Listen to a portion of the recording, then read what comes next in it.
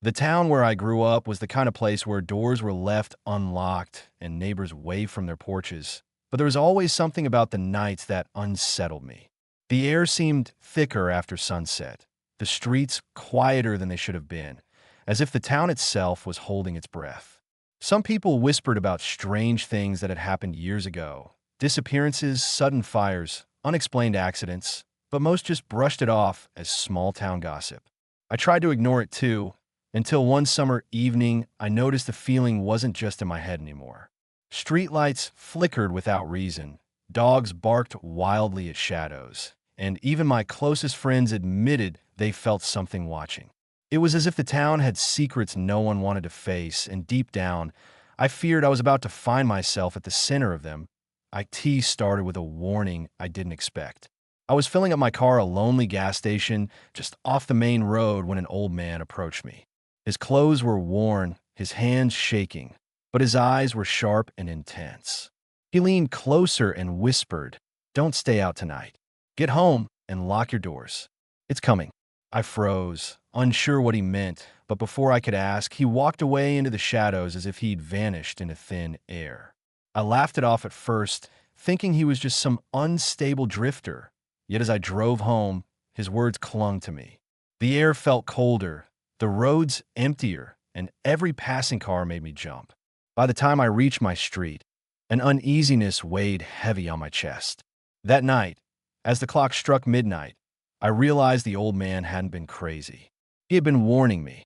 Darkness swept through town faster than anyone could explain. At first, it was just a flicker, lights dimming, televisions shutting off, but then everything collapsed into black. The hum of electricity that usually filled the night disappeared, replaced by an eerie silence that felt alive.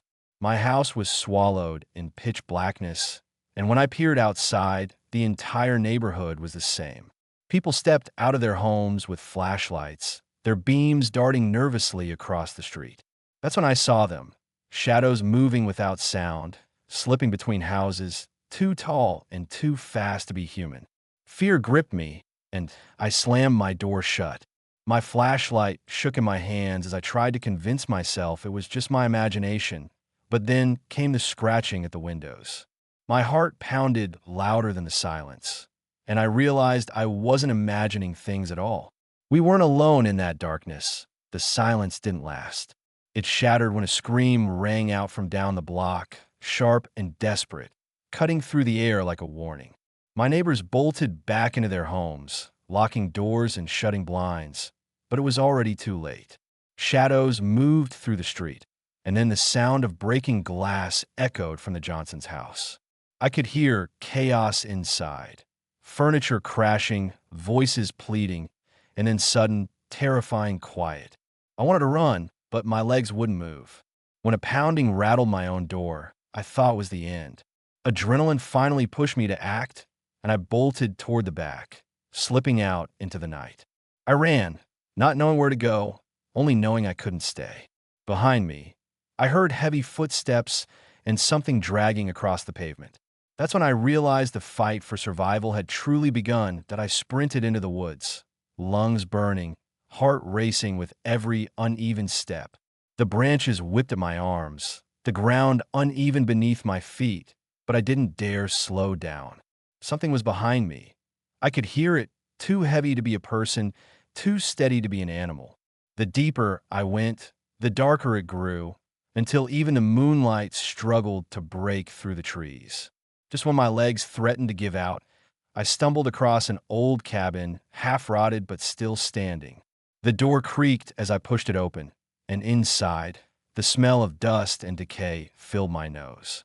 I slammed the door shut and pressed my back against it, praying it would hold. The silence returned, but it wasn't comforting. Every shadow in that cabin felt alive.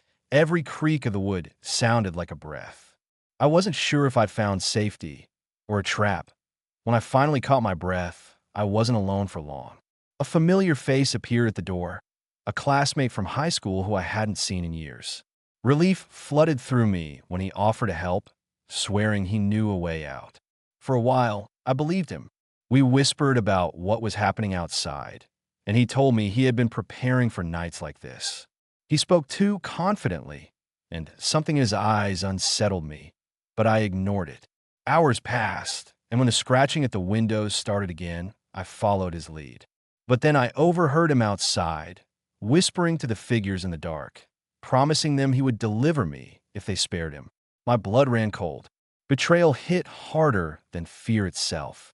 I realized I wasn't just fighting unknown creatures out there. I had to fight the monster standing right beside me. Betrayal left no time for hesitation. I had to fight back with everything I had. The cabin became a battleground, wood splintering as the door shook under force from outside. My so-called ally lunged at me, desperate to hold me back, but I shoved him into the path of the crashing window. The figures outside tore through, dragging him away before I could even blink. I didn't wait. I grabbed a broken board and swung at anything that moved, determined not to let fear paralyze me again. Every second felt stolen, every breath a reminder this could be my last. I forced my way out the back, but the shadows followed. Exhaustion burned through me, but survival demanded more. When I reached the clearing, the night sky loomed wide above me, stars indifferent to the nightmare below. I decided then I wouldn't run anymore. This was where I would make my stand. The sky turned gray, the first hint of dawn breaking, as I stumbled back toward town. My clothes were torn, my body bruised, but I was alive. The streets were eerily quiet, littered with broken glass, overturned furniture, and doors hanging open.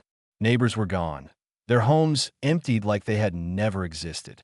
I collapsed onto the curb, just as sirens finally wailed in the distance.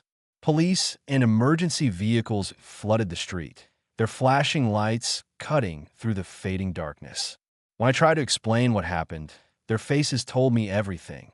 They didn't believe a word. To them, it was chaos from a blackout, maybe looters, nothing more. But I knew the truth. I had survived something no one would ever admit existed. That night was meant to end me, to erase me like it did so many others. But against all odds, I walked out alive.